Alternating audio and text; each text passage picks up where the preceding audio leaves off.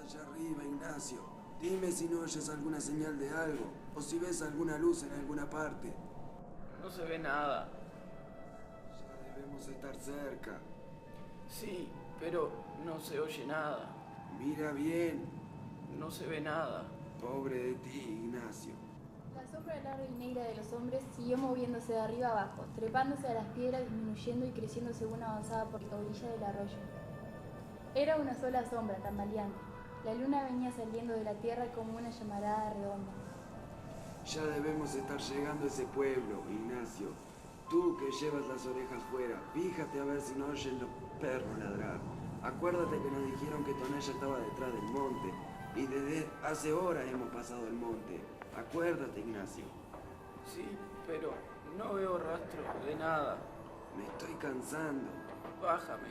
El viejo se fue reculando hasta encontrarse con el paredón y se recargó allí, sin soltar la carga de sus hombros. Aunque se le doblaban las piernas, no quería sentarse, porque después no hubiera podido levantar el cuerpo de su hijo, al que allá atrás, horas antes, le habían ayudado a echárselo a la espalda, y así lo había traído desde entonces. ¿Cómo te sientes? Mal. Hablaba poco, cada vez menos. En ratos parecía dormir, en ratos parecía tener frío, temblaba. Sabía cuando le agarraba a su hijo el temblor por las sacudidas que le daba, y porque los pies se le encajaban en los ijares como espuelas. Luego las manos del hijo, que traía trabadas en su pescuezo, le zarandeaban la cabeza como si fuera una sonanta. Él apretaba los dientes para no morderse la lengua y cuando acababa, aquello le preguntaba. ¿Te duele mucho? Algo. Contestaba él. Primero le había dicho, apéame aquí, déjame aquí, vete tú solo. Yo te alcanzaré mañana o cuando me reponga un poco. Se lo había dicho como 50 veces. Ahora ni siquiera eso decía. Allí estaba la luna, enfrente de ellos, una luna grande y colorada que le llenaba de luz los ojos y que tiraba y oscurecía más su sombra sobre la tierra. No veo por dónde voy. Decía él, pero nadie le contestaba. El otro iba allá arriba, todo iluminado por la luna, con su cara descolorida sin sangre, reflejando una luz opaca, y él acá abajo. ¿Me oíste, Ignacio? Te digo que no veo bien. Y el otro se quedaba callado. Siguió caminando a tropezones, encogía su cuerpo y luego se enderezaba para volver a tropezar de nuevo. Este no es ningún camino. Nos dijeron que detrás del cerro estaba Tonalla. Ya hemos pasado el cerro y Tonalla no se ve, ni se oye ningún ruido que nos diga que está cerca. ¿Por qué no quieres decirme qué ves? Tú que vas allá arriba, Ignacio. Baja, mi padre. ¿Te sientes mal? Sí. Te llevaré a Tonalla como de lugar. Allí encontraré quien te cuide. Dicen que allí hay un doctor. Yo te llevaré con él. Te he traído cargando desde hace horas y no te dejaré tirado aquí para que acaben contigo quienes sean. Se tambaleó un poco, dio 2 o 3 pasos y volvió a enderezarse. Te llevaré a Tonalla. Bájame. Su voz se hizo quedita, apenas murmuraba. Quiero acostarme un rato. Duérmete allí arriba. Al cabo te llevo bien agarrado. La luna iba saliendo casi azul, sobre un cielo claro. La cara del viejo, mojada en sudor, se llenó de luz. Escondió los ojos para no mirar de frente, ya que no podía agachar la cabeza agarrotada entre las manos de su hijo. Todo esto que hago, no lo hago por usted. Lo hago por su difunta madre, porque usted fue su hijo.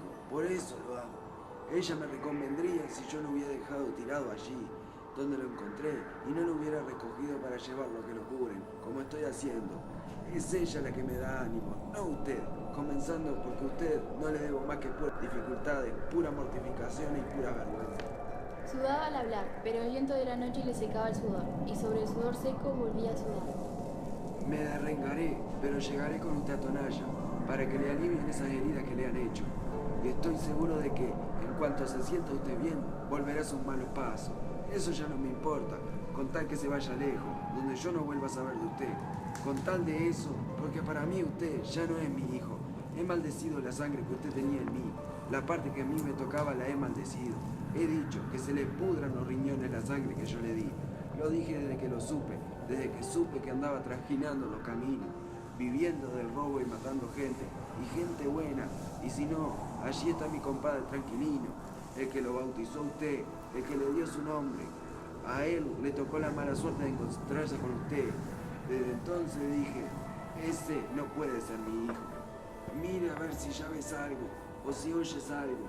Tú puedes hacerlo desde allá arriba, porque yo me siento sordo. No veo nada. Peor para ti, Ignacio. Tengo sed.